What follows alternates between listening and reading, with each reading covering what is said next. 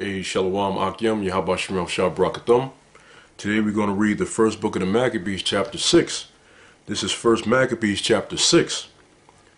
About that time, King Antiochus, traveling through the high countries, heard say that Elymais in the country of Persia was a city greatly renowned for riches, silver, and gold, and that there was in it a very rich temple, wherein were coverings of gold, and breastplates and shields, which Alexander, son of Philip, the Macedonian king, who reigned first among the Grecians, had left there. Wherefore he came and sought to take the city and to spoil it, but he was not able, because they of the city, having had warning thereof, rose up against him in battle. So he fled and departed thence with great heaviness, and returned to Babylon. Moreover, there came one who brought him tidings into Persia, that the armies which went against the land of Judea were put to flight, and that Lysias, who went forth first with a great power, was driven away of the Jews, and that they were made strong by the armor and power and store of spoils which they had gotten of the armies whom they had destroyed. Also that they had pulled down the abomination which he had set up upon the altar in Jerusalem, and that they had compassed about the sanctuary with high walls, as before, in his city Bethsura. Now when the king heard these words, he was astonished and sore moved, whereupon he laid him down upon his bed, and fell sick for grief, because it had not befallen him as he looked for.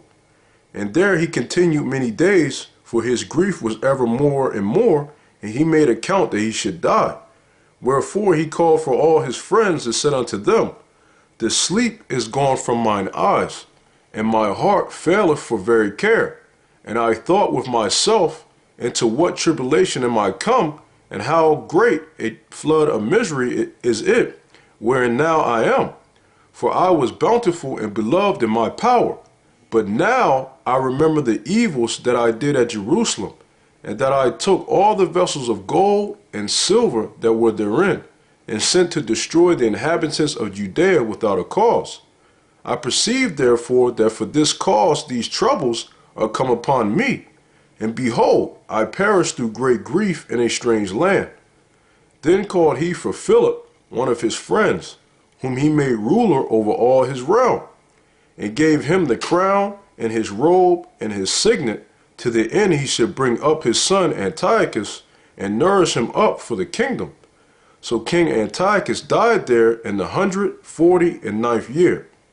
Now when Lysias knew that the king was dead, he set up Antiochus his son, whom he had brought up being young, to reign in his stead, and his name he called Jupiter.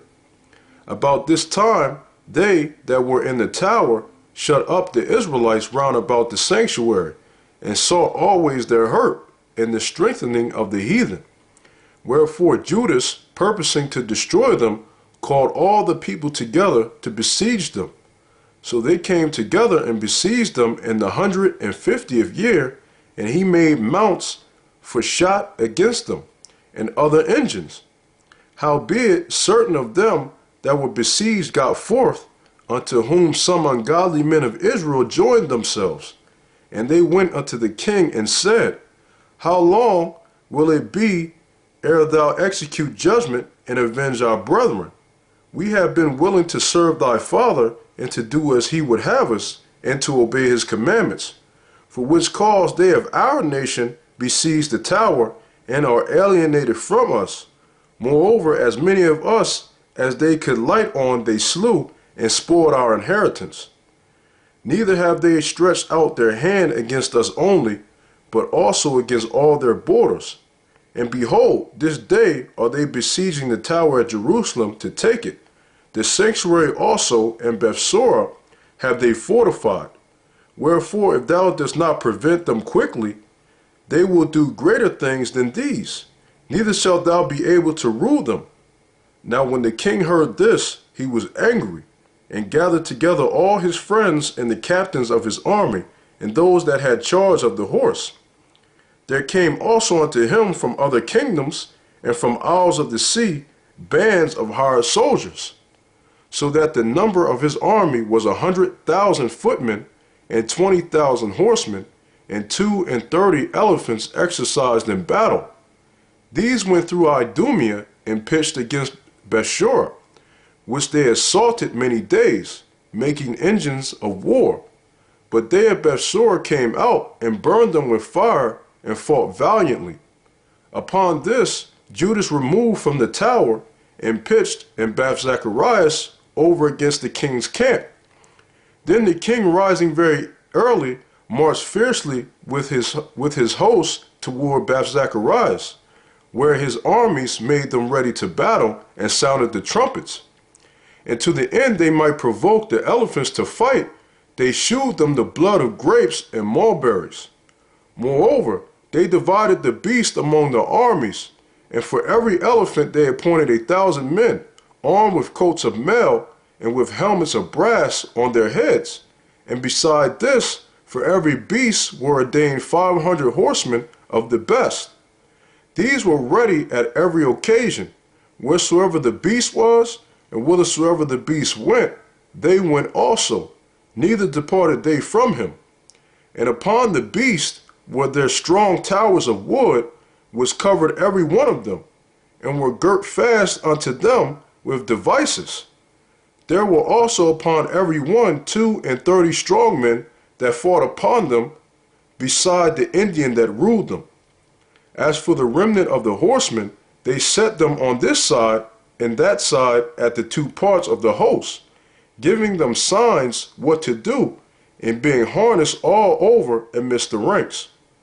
Now when the sun shone upon the shields of gold and brass, the mountains glistered therewith, and shined like lamps of fire. So part of the king's army, being spread upon the high mountains, and part on the valleys below, they marched on safely and in order. Wherefore all that heard the noise of their multitude, and the marching of the company, and the rattling of the harness, were moved, for the army was very great and mighty. Then Judas and his host drew near and entered into battle, and there was slain of the king's army 600 men.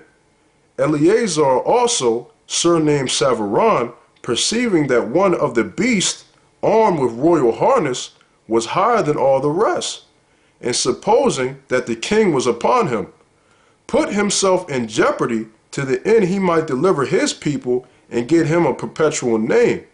Wherefore he ran upon him courageously through the midst of the battle, slaying on the right hand and on the left, so that they were divided from him on both sides. Which done, he crept under the elephant, and thrust him under and slew him, whereupon the elephant fell down upon him, and there he died. Howbeit the rest of the Jews, seeing the strength of the king and the violence of his forces, turned away from them. Then the king's army went up to Jerusalem to meet them, and the king pitched his tents against Judea and against Mount Sion. But with them that were in Bethsura he made peace, for they came out of the city, because they had no victuals there to endure the siege, it being a year of rest to the land. So the king took Bethsura and set a garrison there to keep it. As for the sanctuary, he besieged it many days, and set there artillery with engines and instruments to cast fire and stones, and pieces to cast darts and slings. Whereupon they also made engines against their engines, and held them battle a long season. Yet at the last, their vessels being without victuals, for that was the 7th year, and they in Judea that were delivered from the Gentiles had eaten up the residue of the store.